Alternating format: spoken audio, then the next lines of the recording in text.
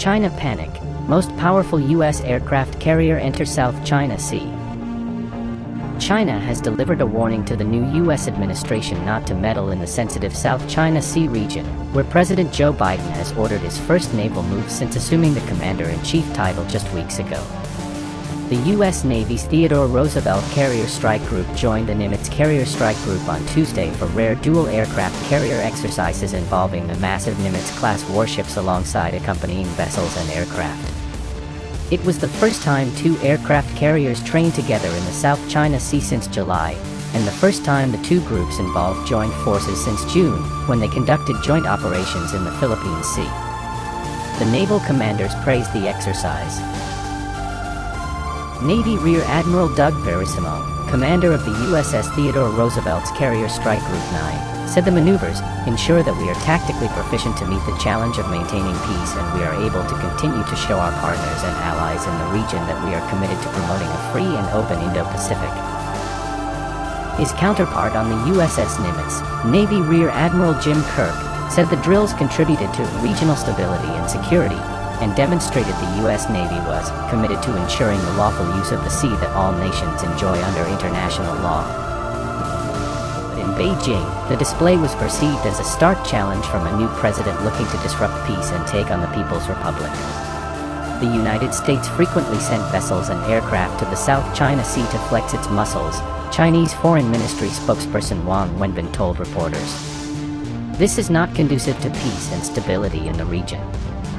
He warned the U.S. that the People's Liberation Army was capable of responding to any threats. China will continue to take necessary measures to firmly defend national sovereignty and security and work together with regional countries to safeguard peace and stability in the South China Sea, Wang said.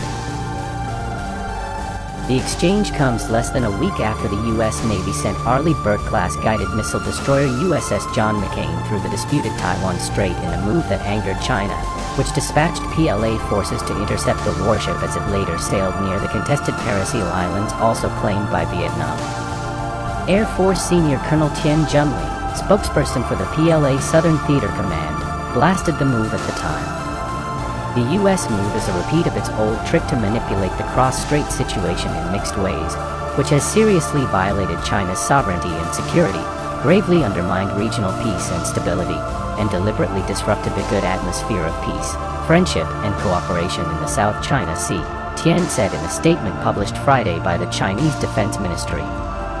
He then proceeded to declare China's indisputable sovereignty over the contested islands.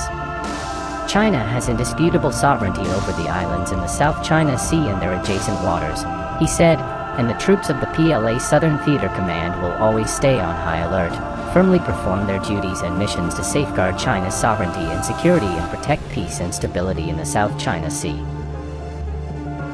PLA jets have continually entered Taiwan's self-proclaimed air defense identification zone. This boundary is unrecognized, along with other Taiwanese claims of sovereignty, by China, which seeks to reunify the two, by force if necessary.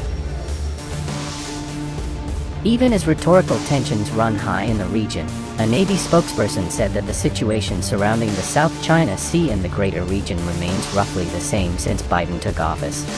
The U.S. has a persistent military presence and routinely operates throughout the Indo-Pacific, including the waters and airspace surrounding the East China Sea and South China Sea, just as we have for more than a century, a Navy spokesperson told Newsweek. The vast majority of U.S. military interactions with the PLA, not just in the South China Sea but throughout the region, are safe and in accordance with international norms. The spokesperson cautioned against efforts to misrepresent the U.S. mission. Attempts to misconstrue or sensationalize our operations are irresponsible and counterproductive, the spokesperson said. The U.S. will continue to fly, sail and operate wherever international law allows in accordance with international norms and our agreements. While the new administration has publicly rejected much of its predecessor's foreign policies, Biden and his officials have endorsed some of former President Donald Trump's assertive moves against China, including in the high-traffic and resource-rich South China Sea, and also in affirming support for Taiwan. I think in fairness to President Trump he was right to take a tougher approach to China, Secretary of State Antony Blinken said during a CNN interview Monday. That was the right thing to do. The way he went about it, in my judgment, was wrong across the board, but the basic principle was the right one. He said there would be areas of agreement and disagreement between the top two powers, but that ultimately Washington sought to maintain the upper hand in the relationship. We have to engage China from a position of strength, Blinken said.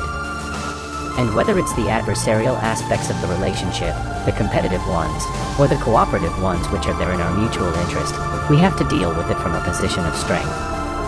Blinken spoke Friday with Chinese Communist Party Central Foreign Affairs Commission Director Yang Jiechi, but since taking office on January 20th, Biden has yet to speak with his counterpart President Xi Jinping. In an interview with CBS News on Friday, Biden discussed his history with Xi, whom he met while vice president under former President Barack Obama. Biden said the two would have a whole lot to talk about when they managed to arrange their first conversation. He's very bright, he's very tough, Biden said. He doesn't have, and I don't mean this as a criticism, just the reality, he doesn't have a democratic, small d, bone in his body, Biden said. The question is, I've said to him all along that we need not have a conflict, but there's going to be extreme competition. Responding to these remarks, Wang told Monday's press conference that China is committed to developing a relationship with the United States featuring no confrontation, no conflict, mutual respect, and win-win cooperation. But he added a qualification, stressing national sovereignty. At the same time, we will firmly safeguard national sovereignty, security, and development interests, Wang said.